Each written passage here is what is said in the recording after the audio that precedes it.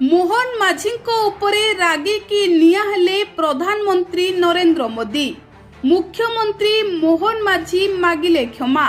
पुरी सरधा बाली रे 3 जनकर दला चकटारे मृत्यु हेबा परे एहाकु नेई सारा ओडिसा रे बे चहल पड़िछि। लोके नवीन को गुणगान करुछंती। नवीन को शासन काल रे एभली अव्यवस्था एभली अघटन घटी नथिला बोली लोके कहउछंती। बीजेपी सरकार को आसीबार 1 वर्ष रे रथ यात्रा परे घटिछि एभली बड़ धरणर घटना। पुरी सरदा बाली रे जगन्नाथंको आखि सामना रे जाइछि 3 जनक जीवन। आउ लोके कहउछंती सुरक्षा व्यवस्था रे अवहेला जोगु एभली अघटन घटिछि।